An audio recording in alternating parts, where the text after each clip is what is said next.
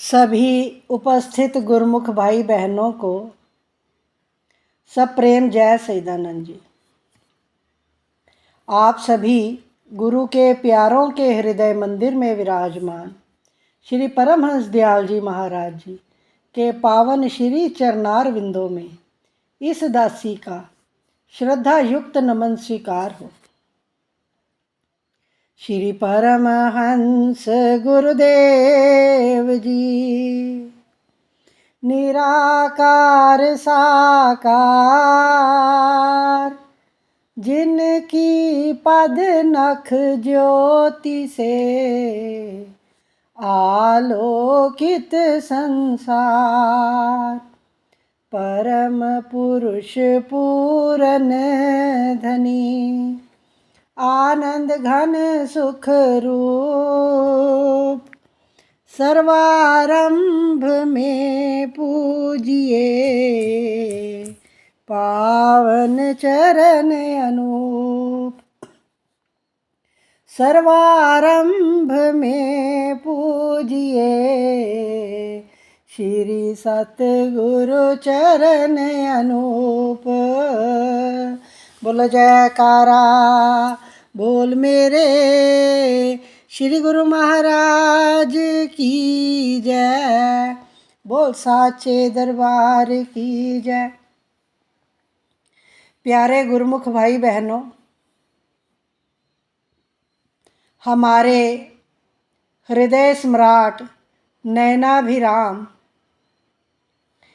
श्री श्री 108 श्री परमहंस सतगुरुदेव दाता दीन दयाल जी श्री पंचम पातशाही जी महाराज, प्रत्येक गुरुमुख के दिल की धड़कन, प्रत्येक गुरुमुख के रोम रोम में बसने वाले श्री पंचम पातशाह सतगुरुदेव महाराज जी के श्री मुख से फरमाए हुए वचन हैं। नर तन पाए यतन कर ऐसा, जिससे वो करतार मिले, ऐसी उत्तम जून पदार्थ फिर नहीं बारंबार मिले।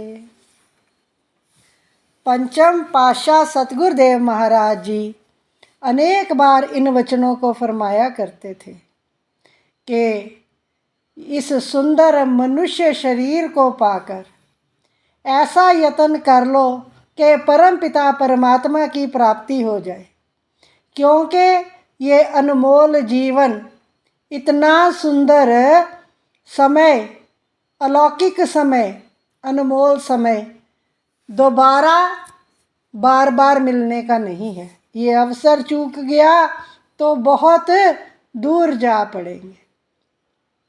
हमारे इष्ट देव महाप्रभु हमें कहाँ पहुँचाना चाहते हैं?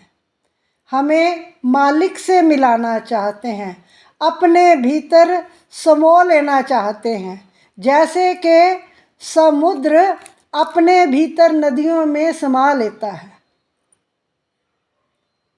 जैसे सारी नदियाँ समुद्र में पहुंचकर विश्राम पाती हैं, उनकी यात्रा समाप्त हो जाती है, इसी प्रकार हमारे परमहंस सतगुरुदेव दाता दीन दयाल जी महाराज ने कैसी असीम अनुकंपा की है हम पर कि हमें वो बाहें फैलाए, हमें अपने चरणों में लगाया है, हमें अपने हृदय से लगाने को आतुर हैं। फरमाते हैं कि बस यत्न कर लो, आप भी परिश्रम करो, और वो तो पुरुषार्थ और परमार्थ दोनों में अपना जीवन का एक एक क्षण और रक्त की एक एक बूंद लगाए बैठे हैं। हमें कम से कम अपनी अगर फिक्र नहीं भी है तो कम से कम उनका त्याग, उनका बलिदान, उनकी रहमत, उनका परमार्थ के प्रति जो उत्सर्ग है उनका, उसकी ओर तो ध्यान देना चाहिए, उसकी तो कीमत डाल लेनी चाहिए। हम कितने असीम सौभाग्यशाली हैं कि हमें इस उच्चे सुच्चे दरबार की, जो सृष्टि का भक्ति परमार्थ का सर्वोच्च केंद्र है, सब सकल सृष्टि में सर्वोच्च केंद्र है भक्ति और परमार्थ का श्री आनंदपुर दरबार।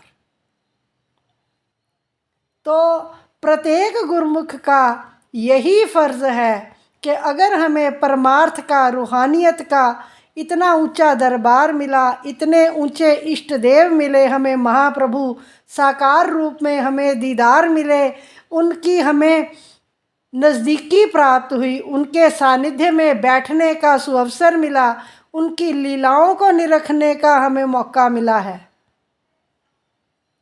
तो हमें अपने जीवन को उनके अनुरूप ढालने का प्रयत्न करना चाहिए। भक्ति के मार्ग में उत्तरोत्तर चलते जाना चाहिए ताकि हम अपने लक्ष्य की ओर अग्रसर तो रहें।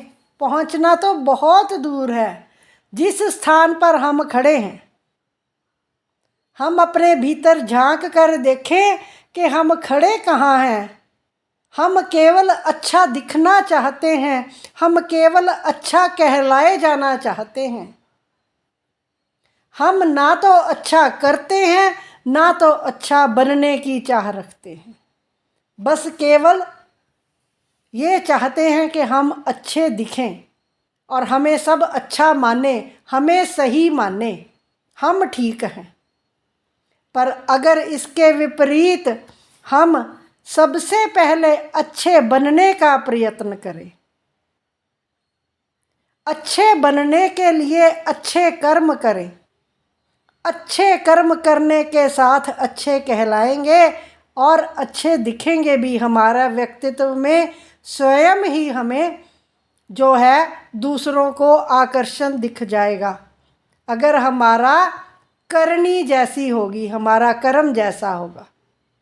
अब अच्छा क्या है और बुरा क्या है, प्रत्येक स्थान पर प्रत्येक व्यक्ति से लेके एक व्यक्ति से दूसरे व्यक्ति तक अच्छाई ही बदल जाती है। एक के लिए जो अच्छा है वो हो सकता है किसी दूसरे के लिए बुरा हो। अब हम हर किसी के साथ तो अच्छा, सबको तो हमारा किया हुआ अच्छा जो है वो अच्छा नहीं लगता ना। एक को हमारी अच्छाई अच्छी लगती है, दूसरे को हमारी अच्छाई जो है वो बुराई लगती है।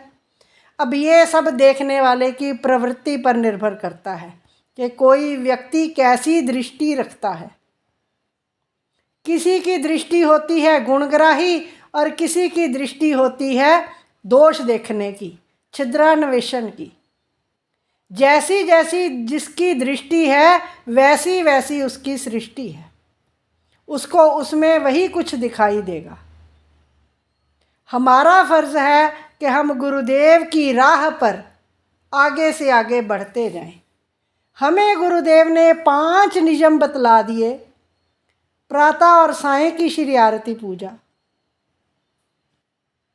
श्री गुरु दरबार की निष्काम सेवा, सत्संग, सुमिरन और दर्शन ध्यान। 5 नियम दरबार के करे जो श्रद्धाधार।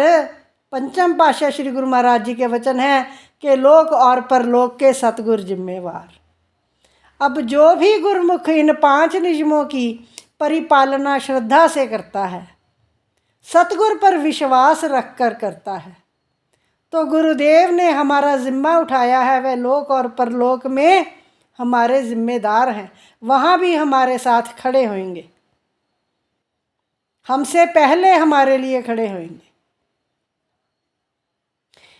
सेवा के संबंध में एक बार पंचम पातशाह सतगुरुदेव महाराज जी ने फरमाया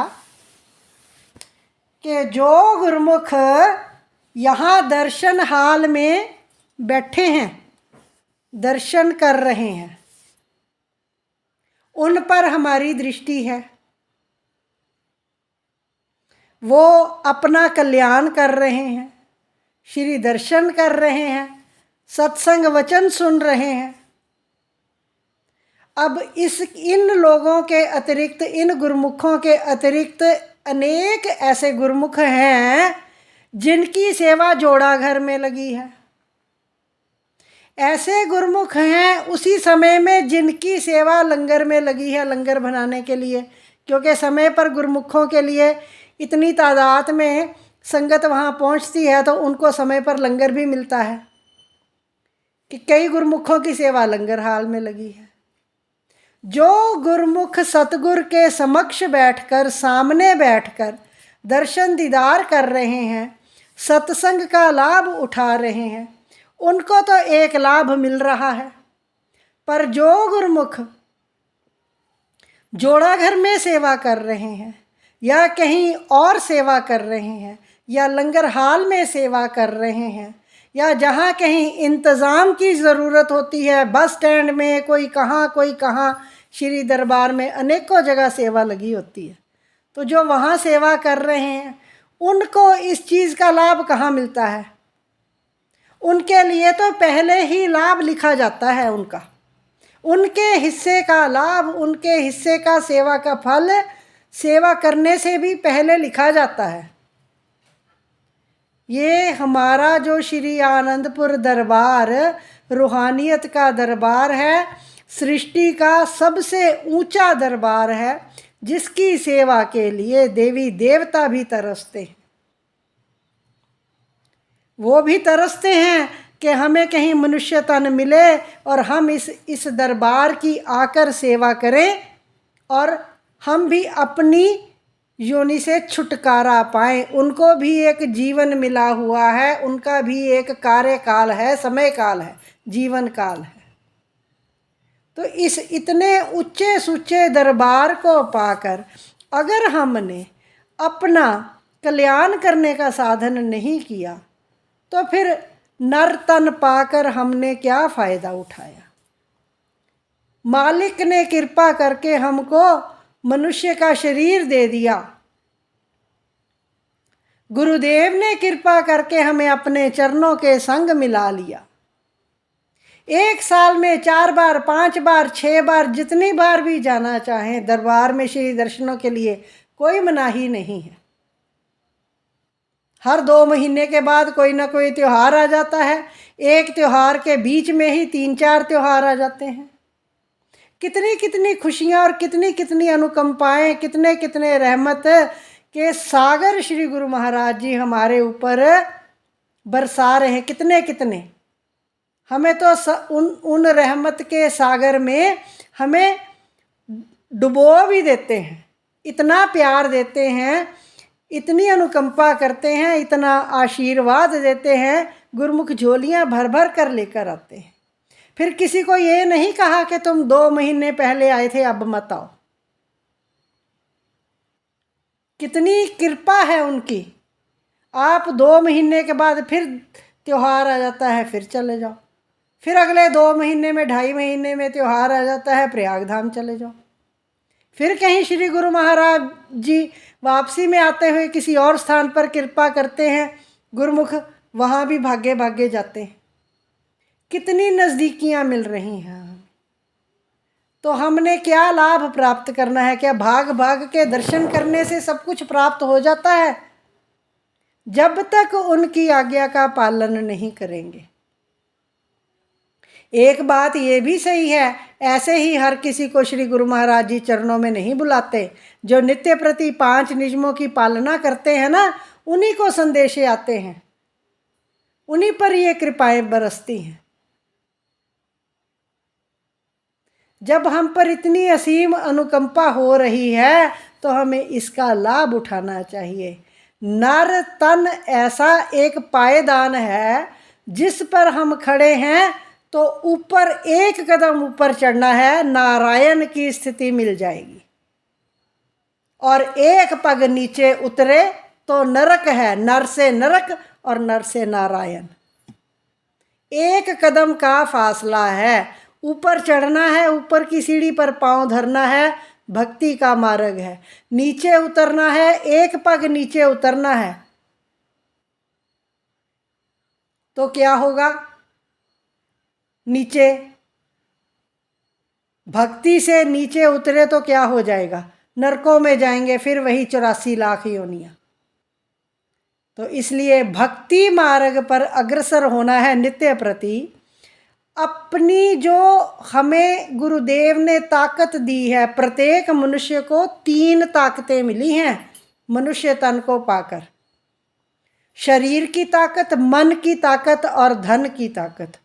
हमने देखना है कि हम इन तीनों ताकतों का व्यय कहाँ करते हैं, तन मन धन कहाँ खर्च करते हैं, कितना हिस्सा तन का, मन का और धन का हम कहाँ कहाँ खर्च करते हैं, कितनी एनर्जी हम कहाँ खर्च करते हैं, हमें केवल ये देखना है। आज हमारे हजूर दाता दयाल जी हमें प्रत्येक गुरुमुख को 2 घंटे का सिमरन करने की श्री आज्ञा फरमा रहे हैं। नित्य प्रति फरमाते हैं, जो भी गुरुमुख श्री चरणों में जाता है उसको कहते हैं कि चलो तुमने आज से ही प्रॉमिस किया हमारे साथ कि आज से ही तुम 2 घंटे का सिमरन करोगे, वायदा कर लो। और साथ में ये भी फरमाते हैं अगर ज़्यादा करोगे तो भी हमें खुशी है। ये हमें अपने भाग्य मनाने चाहिए कि हम भजनों में तो बोलते हैं हर श्वास में हो सिमरन तेरा, यूं बीत जाए जीवन मेरा। हर श्वास का अर्थ है 24,000 श्वास सारे दिन में। 24,000 श्वास जो है हम खर्च करते हैं। कहाँ खर्च करते हैं? मांगते हैं हर श्वास में भक्ति। जब देने की बारी आती है, गुरुदेव के चरणों में अर्पण की बारी आती है, तो हम 1 घंटा भी नहीं बैठ सकते। कोई मनोरंजन का कार्यक्रम लगा लें तो चाहे कितना समय खर्च हो जाए, समय का पता भी नहीं चलता।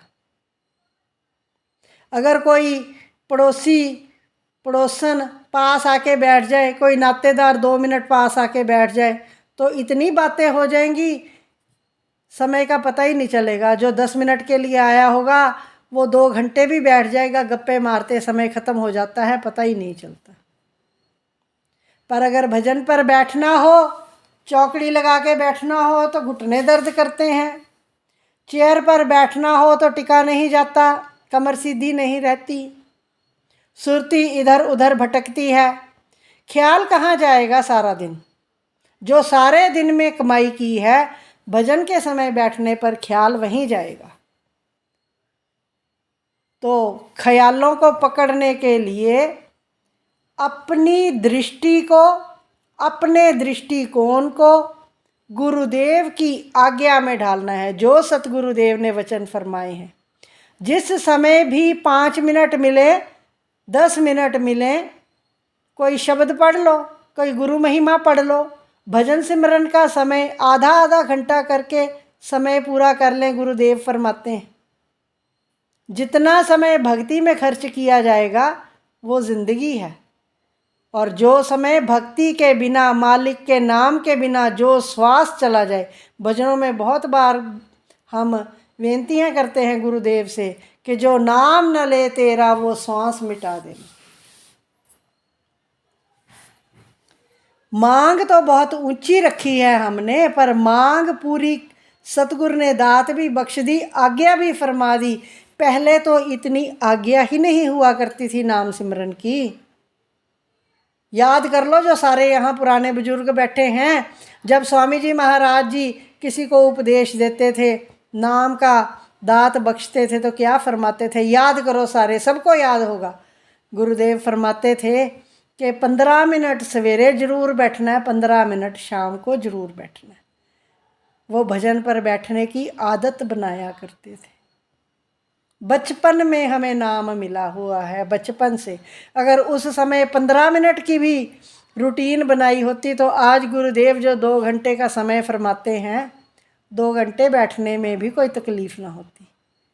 जो कभी कहीं खारिश होनी शुरू हो जाती है, पैर की सबसे छोटी उंगली में जाके खारिश होती है जब भजन पर बैठोगे, ऐसे कभी भी नहीं होएगी।